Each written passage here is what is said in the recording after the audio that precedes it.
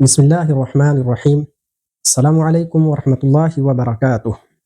قرآن کا پیغام، خلاصہ، پارہ نمبر 12۔ زمین پر چلنے والے ہر جاندار کا رزق اللہ کے ذمہ ہے۔ تم روزی کمانے سے زیادہ اس کی فکر کرو، تمہارا عمل زیادہ سے زیادہ اچھا ہو۔ یاد رکھو، اللہ نے تمہاری روزی کا بہترین انتظام یوں ہی نہیں کیا ہے، اس نے یہ سارا انتظام تمہارے عمل کا امتحان لینے کے لیے کیا ہے۔ صبر کرو اور نیک عمل کرو، پریشانی آئے تو مایوسی اور ناشکری کا مظاہرہ مت کرو، اور اللہ نعمتوں سے نوازے تو خوشی کے مارے آپے سے باہر نہ ہو جاؤ۔ آخرت کے لیے جینا سیکھو۔ جو لوگ صرف دنیا اور دنیا کی رونقوں کے لیے جیتے ہیں، ان کو جو بھی ملنا ہے وہ یہیں مل جاتا ہے۔ آخرت میں ان کے لیے آگ کے سوا کچھ نہیں ہوگا۔ اللہ کے راستے سے لوگوں کو روکنا اور اس میں ٹیڑھ پیدا کرنے کی کوشش کرنا صریح ظلم ہے۔ اس ظلم کا ارتکاب وہی کرتا ہے جو آخرت پر ایمان نہ رکھتا ہو۔ ایسے مجرم اللہ کی پکڑ سے بھاگ نہیں سکیں گے۔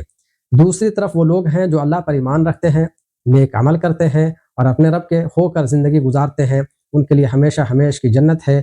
دونوں کردار سامنے رکھ کر سوچو کہ اندھے اور بہرے بن کر زندگی گزارنا اچھا ہے یا دیکھنے اور سننے والا بن کر زندگی گزارنا اچھا ہے۔ اللہ کے رسولوں کی تاریخ پڑھو۔ ان کی بنیادی دعوت یہ ہوتی کہ اللہ کے سوا کسی کی بندگی مت کرو، ورنہ دردناک عذاب کی لپیٹ میں آ جاؤ گے۔ وہ اپنی قوم سے اپنی دعوت کا کوئی صلہ نہ مانگتے، وہ اپنی قوم کی گالیوں کی پرواہ نہ کرتے، وہ اپنے پیغام پر کامل یقین رکھتے، وہ اپنی قوم کے بے جا مطالبات پر دھیان نہ دیتے، وہ ایمان لانے والوں کو عزت و احترام کے ساتھ اپنے سے قریب رکھتے، خواہ وہ لوگ ان کی قوم کی نظر میں کتنے بے وقعت ہوں۔ ان کا اللہ کی مدد اور نصرت پر مکمل بھروسہ ہوتا ہے۔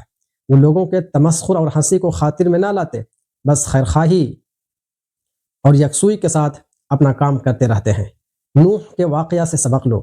ان کے بیٹے نے کفر کی راہ اختیار کی اور کافروں کا ساتھ پکڑا تو رسول کا بیٹا ہونا اس کے کام نہیں آیا، اور وہ بھی کافروں کے ساتھ سیلاب میں ڈوب گیا۔ اللہ کے یہاں کوئی رشتہ داری کام آنے والی نہیں۔ ہر شخص کو اپنی آخرت خود بنانی ہے۔ دنیا کے ہر سرکش، ہر ظالم اور ہر مجرم کے لیے نبیوں کا پیغام عام ہے کہ اللہ کی نعمتوں پر غور کرو، اپنے رب سے اپنے گناہوں کی معافی مانگو اور اپنی روش بدل کر اس کی طرف پلٹ آؤ۔ اللہ تمہاری توبہ قبول کرے گا، آسمان سے تم پر رحمتوں کی بارش کرے گا، جو نعمتیں تمہیں حاصل ہیں ان میں اور اضافہ ہوگا۔ دیکھو، ہٹ درمی نہ دکھاؤ ورنہ اپنی عاقبت خراب کرو گے۔ اگر تم اللہ کے دین کی دعوت لے کر اٹھے ہو تو اس دعوت کی عملی تصویر بن جاؤ۔ جن باتوں سے لوگوں کو روکتے ہو ان باتوں سے خود بھی رک جاؤ۔ لوگوں کی اصلاح کے لیے اپنی ساری توانائیاں نچوڑ دو۔ تمہیں کامیابی جب بھی ملے گی اللہ کی توفیق سے ملے گی، اسی پر بھروسہ رکھو اور اسی سے لو لگاؤ۔ اللہ تمہیں توبہ کی توفیق دے تو اس کے حکم کی تعمیل کرو اور سیدھے راستے پر جمے رہو۔ حدود کا خیال رکھو، اللہ کی نگرانی کا احساس رکھو اور ظالموں کی طرف ذرا بھی نہ جھکو، ورنہ ان کے ساتھ تم بھی آگ کی لپیٹ میں آ جاؤ گے۔ دن میں بھی اور رات میں بھی نمازیں پڑھو، نیکیوں کا اہتمام کرو، نیکیاں برائیوں کو دور کر دیتی ہیں۔ اللہ کی ہدایات سے ذہن کو روشن رکھو، صبر سے کام لو، زندگی میں اچھے سے اچھے کام کرو، اللہ تمہارا اجر ضائع نہیں کرے گا۔ برے کاموں سے اور زمین میں فساد پھیلانے سے لوگوں کو روکتے رہو، چاہے لوگ برائیوں میں ملوث رہیں اور عیش و عشرت میں ڈوبے رہیں، مگر تم اپنی ذمہ داری ادا کرتے رہو۔ اللہ کی کتاب میں رسولوں کے قصے پڑھو، ان قصوں سے تمہارے دلوں کو مضبوطی حاصل ہوگی، تمہیں حقیقت کا علم ملے گا، نصیحت اور یاد دہانی حاصل ہوگی۔ ایمان نہ لانے والے اپنا کام کر رہے ہیں، تم بھی اخلاص اور یکسوئی کے ساتھ اپنا کام کیے جاؤ، اللہ کی بندگی کرو اور اس پر بھروسہ رکھو۔ شیطان سے ہمیشہ ہوشیار رہو۔ شیطان انسانوں کا کھلا ہوا دشمن ہے، وہ بھائی کو بھائی سے لڑا دیتا ہے، اس کی چالوں سے بہت زیادہ چوکنا رہنے کی ضرورت ہے۔ زندگی اچھے سے اچھے طریقے سے گزارنے کی کوشش کرو، اللہ تمہیں علم اور حکمت سے نوازے گا۔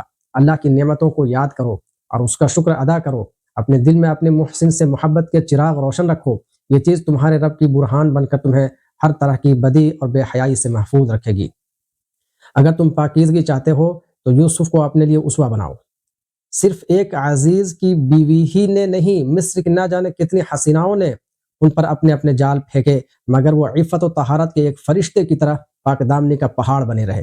بے حیائی کے طوفان آتے اور جاتے رہے، لیکن ان کے پاک دامن پر ایک چھینٹ بھی نہیں آئی۔ یوسف سے سیکھو کہ اللہ کے نیک بندوں کی کیا شان ہوتی ہے کہ وہ دنیا کی حرام لذتوں کے مقابلے میں جیل کی تکلیفوں کو سینے سے لگاتے ہیں۔ دنیا حیوانی لذتوں کی طرف دوڑ رہی ہوتی ہے اور وہ ان حیوانی لذتوں سے دور رہنے میں لذت محسوس کرتے ہیں، سال ہا سال جیل میں گزار دیتے ہیں، لیکن ایک لمحے کے لیے بھی حرام لذت گوارا نہیں کرتے۔ یوسف کے واقعہ میں ایک سبق یہ بھی ہے کہ گناہوں سے بچنے کی ساری کوششیں کرو، تاہم اللہ سے مدد بھی مانگتے رہو۔ بے حیائی کے حملوں کا مقابلہ کرنے اور اپنے نفس پر کنٹرول کرنے کے لیے اللہ کی مدد بہت ضروری ہوتی ہے۔ اللہ سے تعلق مضبوط رکھو گے تو تمہارے اندر بھی مضبوطی آئے گی۔ یوسف سے سیکھو کہ کس طرح اچھائی کی صفت پر قائم رہا جاتا ہے۔ تمہیں سخت سے سخت آزمائشوں سے دوچار ہونا پڑے، تب بھی تمہارے حسن سیرت میں کوئی فرق نہ آئے۔